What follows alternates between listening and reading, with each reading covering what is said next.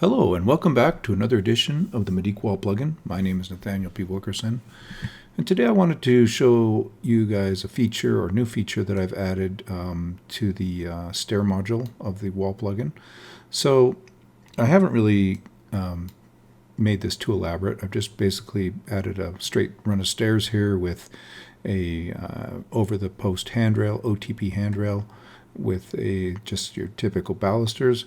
And as you can see, I haven't configured posts at the end, and I haven't put any handrail fittings, just trying to keep it simple because actually what I want to focus on today is just the balusters. So up until now, basically when you've enabled these kind of classic balusters that go with handrails like this, you really have only two options, right? You have a square and you have a circle kind of profile that gets push-pulled up into these fairly, standard or simple balusters. But what I've enabled is an ability to basically cut a profile out of them, almost like you're putting these pieces of wood on a lathe. So I'm going to go ahead and right-click on this stair assembly and hit Edit Stair Assembly, and I'm going to show you guys what I'm talking about here. So let me just kind of roll down to the bottom of this massive menu. I apologize that the menus have gotten so large, but unfortunately with stairs, it's just, there's so much going on here. You have to have a huge menu pretty much. Okay, so basically at the bottom of the baluster options, you now have two new parameters here. You have a baluster profile cut, which by default should be set to none.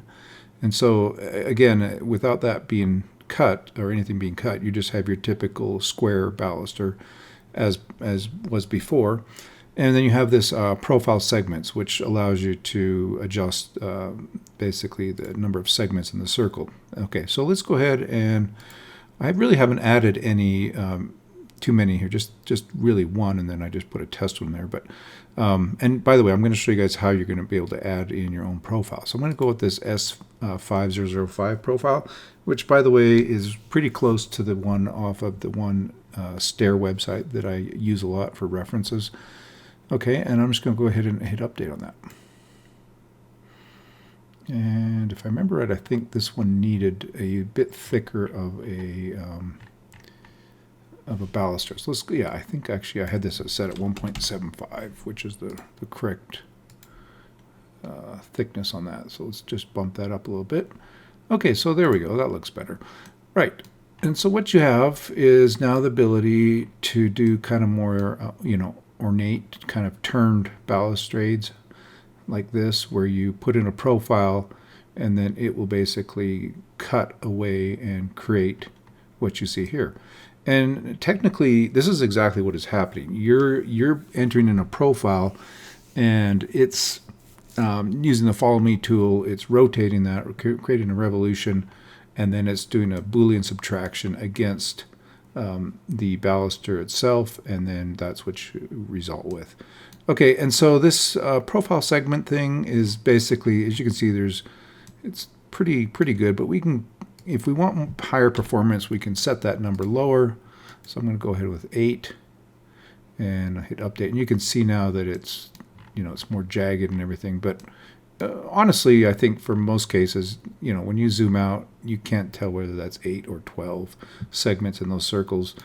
And so it's really up to you. Basically, by allowing the user to set this value, it basically gives you that ability to speed things up. If you set that to 24 and you reload, or regen, sorry, you'll have to wait here, and I'll show you guys what that's like. So, it's like about 10, 13 seconds at most, but it's not too bad.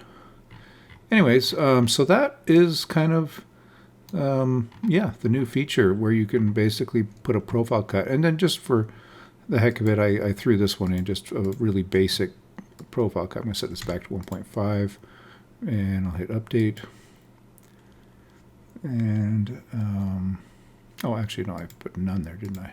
I've got to go back. And you can see that profile is a very simple profile. So basically, the simpler the profile, the quicker it's going to be able to generate those balusters. What's actually happening is it's just doing the subtraction on one baluster, kind of the initial one, and then it's taken that initial one. Once it's done all the cuts, it duplicates it all the way down like this. So, all right. So what I want to show you guys now, I'm going to close this out, and I just want to show you guys in the let's see here. I'm going to go into my plugin folder here, and I'm going to roll into the library. So you can see, you can see that there's quite a few subfolders now within this library folder, and basically you can go ahead and put in, you know, custom things, moldings, etc. in here. But under Baluster, you have, this is where you drop your SketchUp files. Okay, so I'm going to go ahead and open up the S505 one just to show you guys what that looks like. I think I already have it kind of saved here. Yeah, sure, we'll just save that. Right, so let's see, give us a second look. Okay, so you can see that this is a very simple file. There's not much to it. It's really, I've just drawn my profile cut along the X plane here, and I've lifted it up off the origin by like 7 3/4 inches. So that will actually determine how far up the cutting starts, and of course how high it goes to. And you can kind of see that profile if you look at that closely. It matches the profile of the baluster that was created. And and as far as bringing this other line here back, you know, this, I think I brought it forward like 6 inches off the origin, just to make sure that it's cutting through everything. So that's pretty much it. And then once you create your geometry, with the face, you should have a single face with a basic outline. Just go ahead and group that. So I just created a group out of that. You can click into that group and you can see. And there should only be one face. So what's going to happen is the extension is going to look for a single face within this group and find that face and then use that. It's actually not going to use the edges. It'll just find the face itself, and then from the face it will generate all of the geometry. Yeah, so that's pretty much it. That other one I showed you guys real quick, very, very basic profile. So there it is. Yeah, that's it. And main thing is it just needs to be on the origin, you know, off the origin along the X axis, and then you want to just raise that up off the origin in the Z direction, whatever height you want, and whatever height as well at the top of your cutting. And then take into account too that this is being rotated about the Z, or not Z, the origin here, right? So the thickness of the final diameter of whatever, you know, is being left over is going to be determined by the distance from the origin to the cutting surface. So just kind of visualize this as almost like a tool on a lathe that you're pushing up against your stock, and you're basically, you know, cutting away all that material to reveal the circular profile that's being created. All right, guys, so that's pretty much it. Yeah, I just thought, I don't know what made me think of adding this in, but I thought, hey, maybe I can do this, and it turned out it wasn't nearly as hard as I had thought.